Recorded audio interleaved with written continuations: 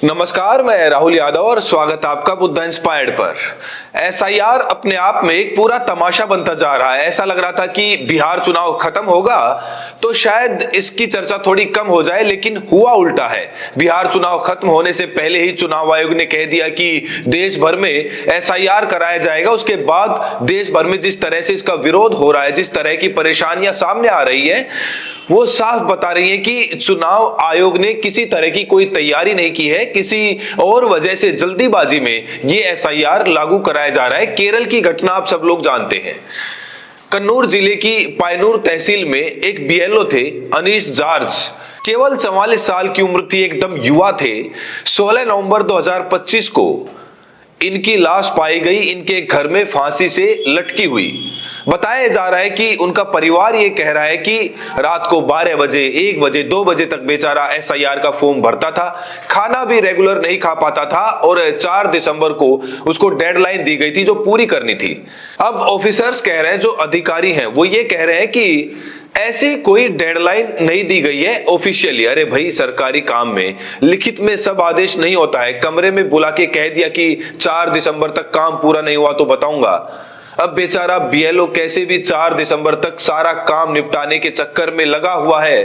12-12 बजे रात तक, 2-2 बजे रात तक जग के काम कर रहा है। खाना पीना सब हराम हो गया है। डिप्रेशन का शिकार होता है और फांसी पर लटक जाता है। ये घटना केरल की थी और यहां पर रुका नहीं। इसके बाद 2 दिन तक बीएलओज ने हड़ताल की, काम का बॉयकॉट किया। लेकिन दूसरे ही दिन पासागोद के एक बीएलओ है सीजा, उनको फॉर्म इंस्टीट्यूट करते समय बेहोशी आ गई और हॉस्पिटल में भर्ती करा दिया गया।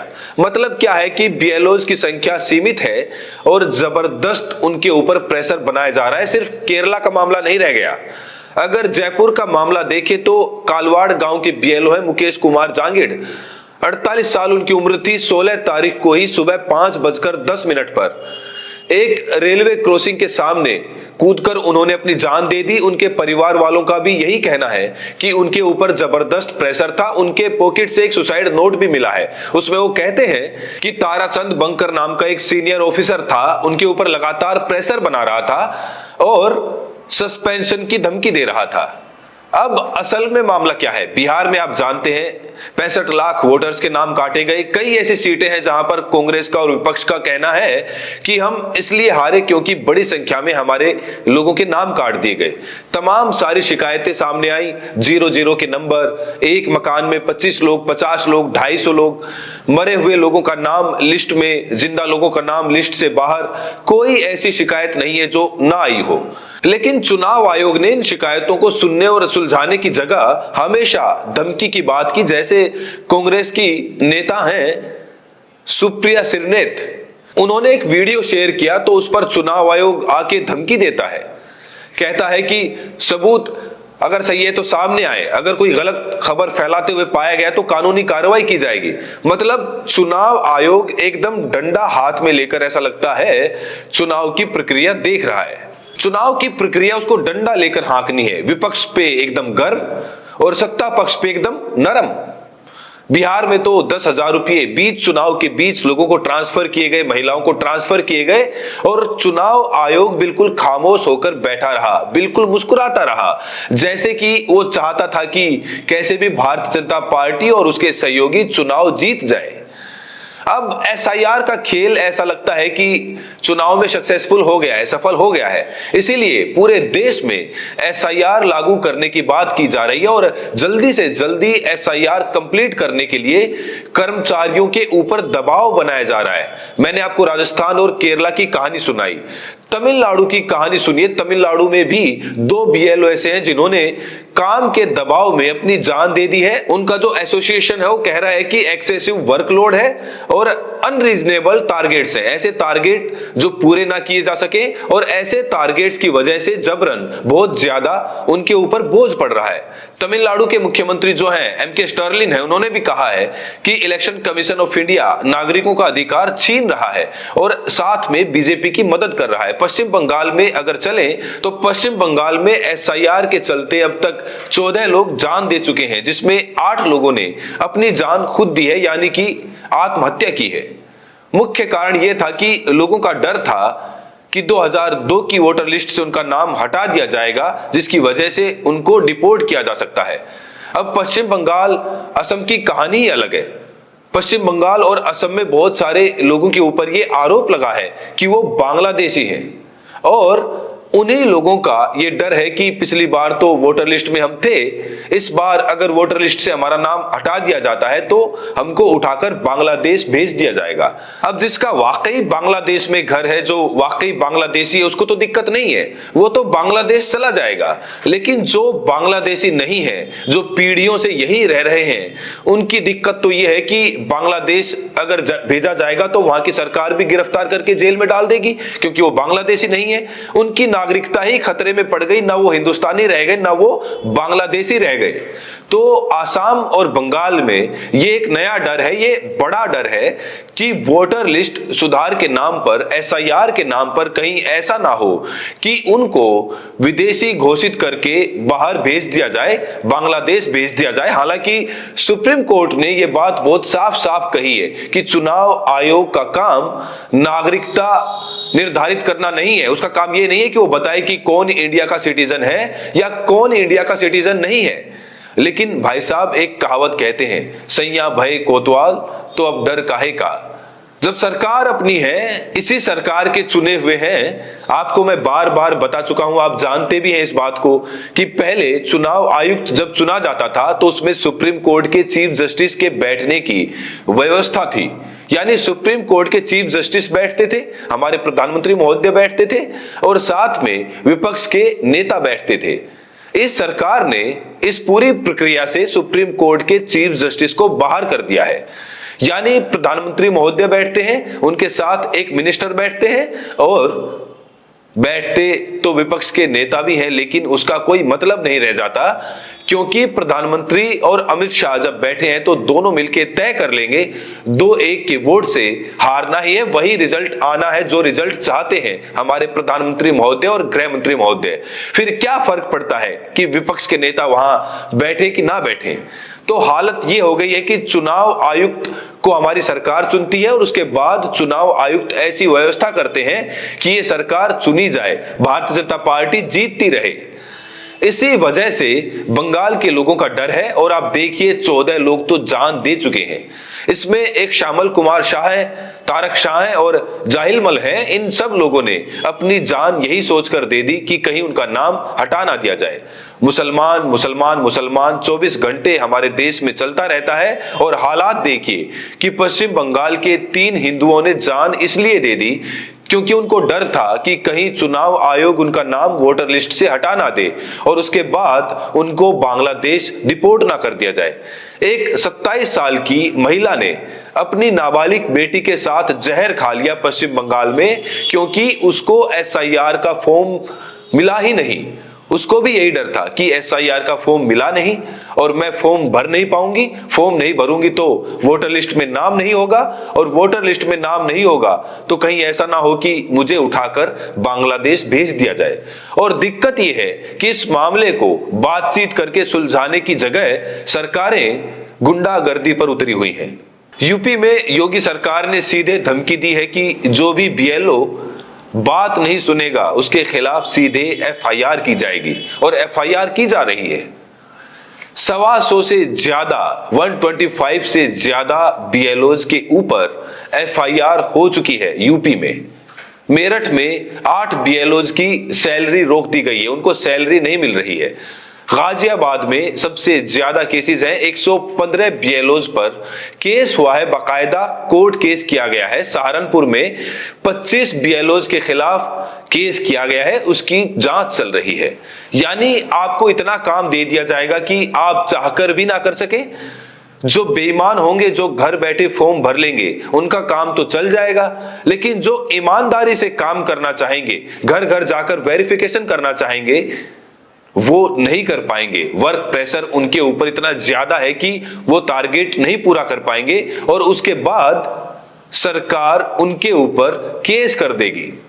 आप जरा सोच कर देखिए, सरकार और इलेक्शन कमीशन ऑफ इंडिया शायद दोनों यही चाहते हैं कि बीएलओ जो हैं वो घर बैठकर फॉर्म भर दें, क्योंकि जिस तरह का प्रेशर है, जिस तरह का वर्कलोड बढ़ाया गया है, जिस तरह की टारगेट उनको दी गई है, वो टारगेट कहीं भी घर घर जाकर एक एक आदमी को देखकर तो पूरा नहीं कर सकते हैं। तो वही होगा, घर बैठकर टारगेट पूरा होगा। एक घर में 125 लोग होंगे, एक घर में 250 लोग होंगे, 0 नंबर का घर होगा, हर तरह का वो तमाशा होगा जो पहले देखा गया है बिहार में। मरे हुए लोगों के नाम वोटर लिस्ट में डाल दिए जाएंगे और जिंदा लोगों के नाम वोटर लिस्ट से बाहर कर दिए जाएंगे। सरकार शायद यही चाहती है, शायद सरकार यही चाहती है कि एसआईआर के नाम पर ये लिस्टें ऐसी बने कि सिर्फ और सिर्फ बीजेपी का फायदा हो। हालांकि उत्तर प्रदेश में समाजवादी पार्टी ने अपने कार्यकर्ताओं को बिल्कुल चौकन्ना कर दिया है, एकदम उनको मुस्तैद रहने को कहा है कि एक भी लीगल नाम छूटे नहीं और एक भी इलीगल नाम चूके नहीं। आप जानते हैं बिहार के अंदर ऐसे ऐसे वोट देखे गए, लोगों ने हिमाचल में भी वोट किया, दिल्ली में भी वोट किया, बिहार जाकर भी वोट किया। बेंगलोर में राहुल गांधी ने सर्वे कराए थे, एक फैमिली थी जो यूपी में वोट कर रही थी, राजस्थान में वोट कर रही थी, महाराष्ट्र में वोट कर रही थी और फिर बेंगलोर में जाके भी वोट कर रही थी। एक घर में 250 के आसपास वोटर मिले थे, 1 BHK में 250 के आसपास वोटर मिले थे। और मजेदार बात यह है कि जो आदमी उस घर में रह रहा था उसका नाम वोटर लिस्ट में नहीं था। यही नहीं, ऐसे केसेस मिले थे जहां कहीं और से कोई और किसी और का नाम कटवा दे रहा था और जब जांच की गई, जब पाया गया कि इसमें भाजपा के लोग शामिल हैं, वो सारा मामला SIT जांच कर रही है अब भी बेंगलोर में। तो सवाल यह है कि क्या सरकार चाहती है एक ऐसी लिस्ट बनवाना जिस लिस्ट से कोई और पार्टी कभी चुनाव जीत ही ना पाए? क्या चुनाव आयोग और सरकार मिलकर SIR के नाम पर जानबूझकर ऐसे टारगेट फिक्स कर रहे हैं कि अपनी मनमानी कर सके, चाहकर भी जो BLO हैं वो ठीक से काम ना कर सके? ये डर विपक्ष की पार्टियों में लगातार भरा है और इसी वजह से विपक्ष की पार्टियां अब कोर्ट में जा रही हैं।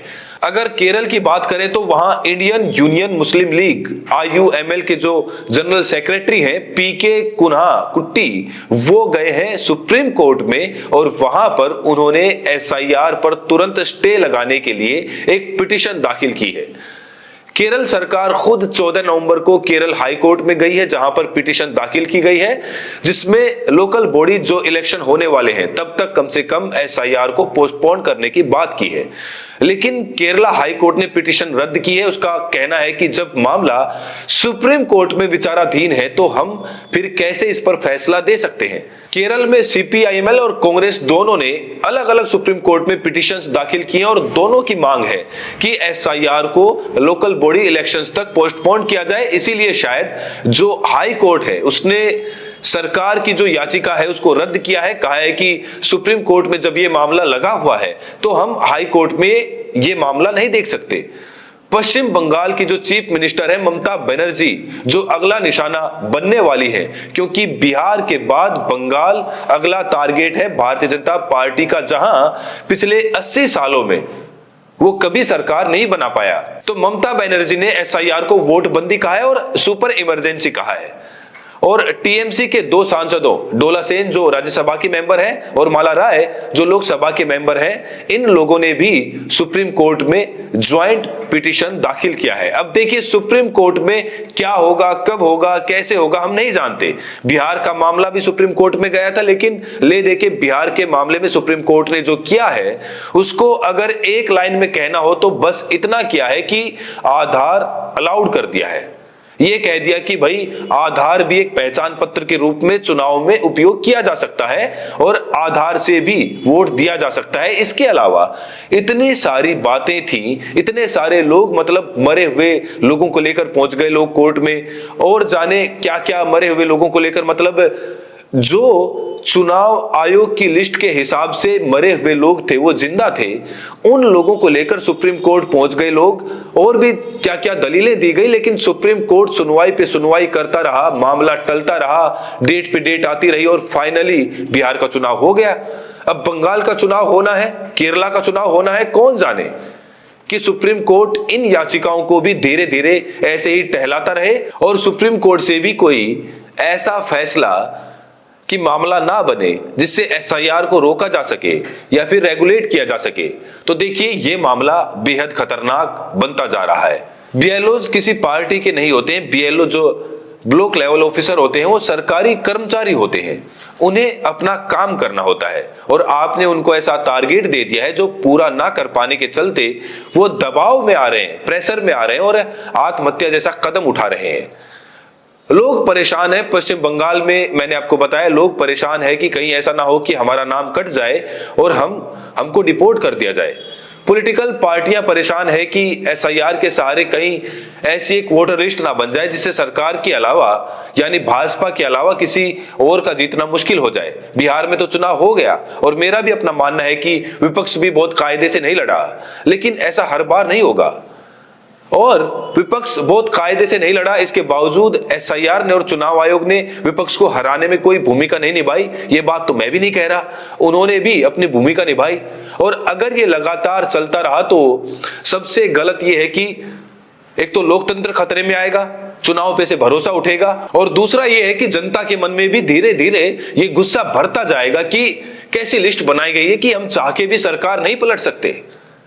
ये कितना सही है कितना गलत है मैं आपके ऊपर छोड़ रहा हूं और विनती तो मैं सिर्फ सुप्रीम कोर्ट से कर सकता हूं कि इस मामले को मोस्ट अर्जेंट मामला मानकर इसकी रोज सुनवाई की जाए, इस पर कोई फैसला दिया जाए, वरना भारत में लोकतंत्र के खात्मे के लिए चुनाव आयोग के साथ साथ सुप्रीम कोर्ट को भी जिम्मेदार ठहराया जाएगा। आप क्या सोचते हैं कमेंट में जरूर बताइए और साथ में यह भी बताएं कि आप ये वीडियो देश के किस कोने से देख रहे हैं। बहुत बहुत शुक्रिया।